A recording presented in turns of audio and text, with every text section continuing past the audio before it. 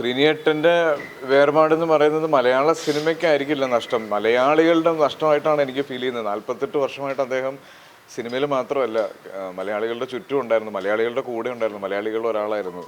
അപ്പോൾ ആ ശ്രീനിവാസൻ എപ്പോഴും സിനിമകളിലൂടെയും ഒക്കെ നമ്മുടെ ചുറ്റും ഉണ്ടാവും.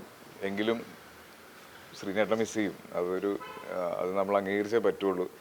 ഒരുപാട് നാളായിട്ട് അദ്ദേഹത്തിന് പൊതുവേദികളിൽ കാണുന്ന സമയത്തുമൊക്കെ നമുക്ക് ഒരുപാട് വിഷമം ഉണ്ടായിട്ടുണ്ട്. അദ്ദേഹത്തിൻ്റെ അസുഖം അദ്ദേഹത്തിന് എത്രത്തോളം വയ്യാതാക്കിയെന്ന് നമ്മൾ കണ്ടതാണ്. എങ്കിലും അദ്ദേഹം വളരെ ശക്തമായി തിരിച്ചു വരുമെന്നും നമ്മളെയൊക്കെ ഇനിയും ഒരുപാട് ചിരിപ്പിക്കും, ചിന്തിപ്പിക്കും എന്നൊക്കെ നമ്മൾ ആഗ്രഹിച്ചിരുന്നു.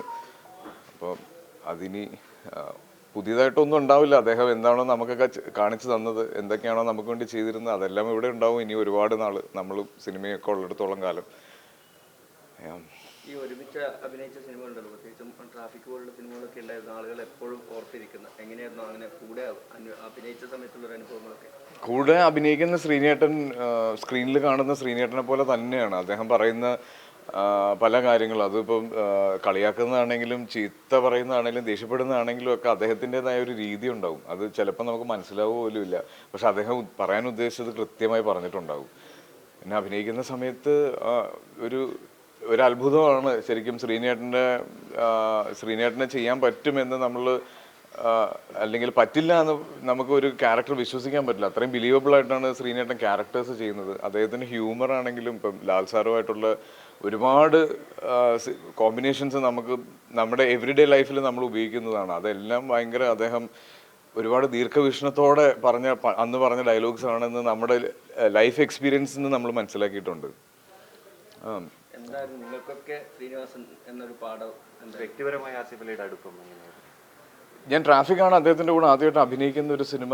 ആ സിനിമയുടെ ഷൂട്ട് തുടങ്ങിയ ഫസ്റ്റ് ഡേ മുതൽ അദ്ദേഹമായിട്ട് വളരെ നല്ലൊരു ബന്ധമുണ്ട്. വളരെ വളരെ പേഴ്സണലായിട്ടുള്ളൊരു സ്പേസിലേക്ക് കോൺവെർസേഷൻസ് കൊണ്ടുപോകാനും സംസാരിക്കാനും ഒക്കെ അദ്ദേഹം എന്താ പറയുക, ഒരു ഫ്രീഡം തന്നിട്ടുണ്ട് എല്ലാവരോടും. അത് എന്നോട് മാത്രമല്ല, ഇപ്പം എൻ്റെ സിനിമയിൽ അദ്ദേഹത്തിനോട് അഭിനയിച്ചിട്ടുള്ള അല്ലെ അദ്ദേഹത്തിന് അറിയാവുന്ന ആരോട് ചോദിച്ചാലും അദ്ദേഹത്തിന് അങ്ങനെ വലിപ്പച്ചെറുപ്പ് വ്യത്യാസങ്ങളൊന്നും ഇല്ലായിരുന്നു.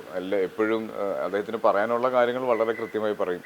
അപ്പോൾ അതിൽ കുറെ കൂടെ സമയം സ്പെൻഡ് ചെയ്യാൻ പറ്റി എന്നുള്ളത് ഇപ്പം ധ്യാൻ്റെയും വിനീതിൻ്റെയും സുഹൃത്ത് എന്ന നിലയിലാണെങ്കിലും ആ വീട്ടിൽ പോകുന്ന സമയത്താണെങ്കിലും ഒക്കെ അങ്ങനെ കുറെ കൂടെ അടുപ്പം സിനിമയേക്കാൾ അല്ലെങ്കിൽ ഒരു നടൻ ഒരു സീനിയറിനോട് കാണിക്കുന്നതിനേക്കാൾ കൂടുതൽ സ്നേഹം കാണിച്ചിട്ടുണ്ട്. അത് തിരിച്ചു കിട്ടിയിട്ടുണ്ട്.